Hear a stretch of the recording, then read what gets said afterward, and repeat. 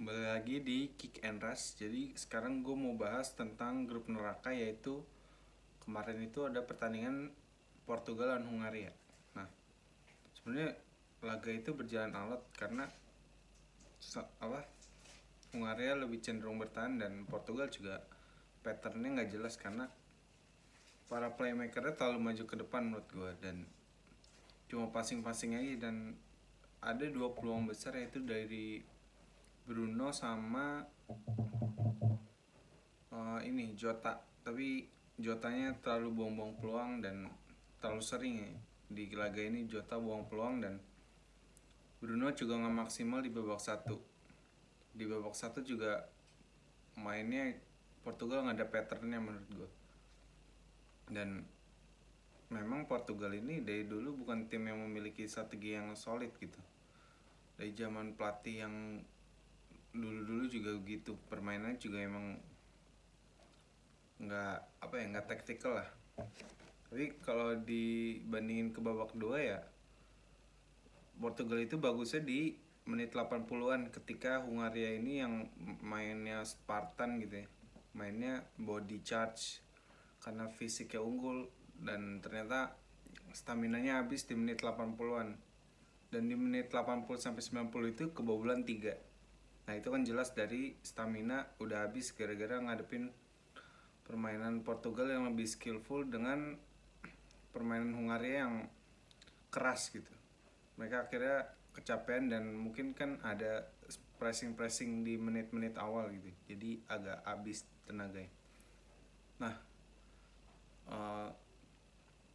gara-gara masukin pemain yang lebih menyerang kayak Renato Sanchez sama si Rafa Silva, itu jadi permainan lebih lebih mengalir lah, lebih menyerang. Dan karena yang bisa megang bola itu lebih banyak, jadi ya peluang untuk menciptakan peluang itu lebih banyak, dan akhirnya kan dapat gol gitu dari Rafa Silva yang assist itu. Walaupun yang gol pertama itu di flag ya, ada unsur keberuntungan lah, tapi karena keberuntungan itu jadi ada dua gol tambahan di laga akhir karena Hungaria juga udah mulai nyerang, dan Portugal akhirnya bisa nyetak gol karena diberi ruang oleh Hungaria. Itu kan yang gol kedua itu sebenarnya skillnya Renato Sanchez ya, terus sama skillnya Bruno juga lah untuk passing, dan Rafa Silva juga cerdik gitu untuk cari penaltinya, dan Ronaldo nyekor lewat penalti. Sama yang gol terakhir itu yang lebih tactical lah menurut gue, gara-gara Hungaria udah bermain lebih, antar pemainnya lebih jauh lah, sehingga bisa melakukan passing pendek kayak Portugal kemarin itu di gol ketiga, yang keren sih menurut gue. Jadi ya Portugal calon kuat juara, tapi masih ada Prancis. Nah, Prancis lawan Jerman ini sebenarnya Prancis juga nggak melakukan shot yang banyak. Prancis ini lebih kepada tim yang lebih ngandelin counter attack ya, karena memang kalau ngelihat Mbappe emang skillnya kelihatan ketika ada ruang di belakang back gitu. Makanya Prancis juga ngandelinnya lebih counter attack, dan emang Didier Deschamps juga dari dulu sih ngandelinnya counter attack. Padahal sebenarnya menurut gue Prancis punya kapasitas untuk bermain menyerang, karena dari semua lini itu dia memiliki kemampuan gitu untuk bermain solid di lini tengah. Tapi memang Deschamps ini bukan tipikal pelatih yang menguasai bola dan menguasai pertandingan gitu. Terlihat dari laga semalam bahwa Jerman yang menguasai laga, apalagi semenjak yang Prancis nyetak gol itu yang bunuh diri Hummels ya. Ya walaupun sebenarnya sih menurut gue itu prosesnya keren sih. Golnya Prancis ya, tapi Hummels juga nggak salah sih menurut gue, gara-gara emang posisinya itu sulit sih untuk ngendalin badan dengan badan dia yang berat. Dan emang dia kan suka bunuh diri juga sih menurut gue, karena badannya terlalu berat lah, apalagi didorong sama pemain siapa gitu, lupa gue, Benzema apa siapa gitu. Tapi Hummels juga untuk kemarin sih mainnya keren sih, untuk beberapa passing dan defense dan clearance-nya di atas teman-temannya yang back lah, di atas Rudiger, di atas Sule. Menurut gue sih Hummels salah satu back yang paling bagus di Jerman saat ini. Nah, untuk Jerman sendiri permainannya itu buntu ketika bola udah di tengah menuju ke depan lah, sepertiga akhir. Ketika mau masuk kotak penalti kebanyakan passing dan strikernya juga nggak mau jemput bola gitu. Dan emang kan sebenarnya Jerman ini nggak punya striker gitu.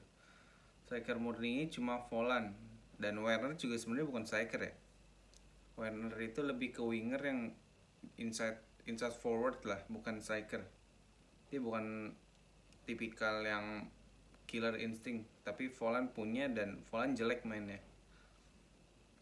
Dan menurut gue Low juga telat sih masukin Sané dan lain-lain, karena sebenarnya laga udah berjalan alot dari menit 50-an. Harus masukin pemain yang skillful kayak Sané dan lain-lain, tapi telat sih. Dan menurut gue juga Jerman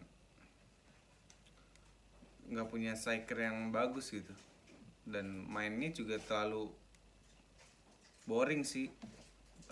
Udah ke depan balik lagi ke belakang, terus banyakin crossing tapi nggak jelas gitu, bolak-balik doang, kiri kanan tapi nggak ada true pass-nya gitu, true pass kunci. Menurut gue sih peluang besar Jerman yang paling penting itu yang Gnabry itu yang nge-shoot, tapi masih ketinggian sedikit. Jadi ya shot on target Jerman juga kalau nggak salah cuma berapa gitu, 1. Jadi ya Jerman juga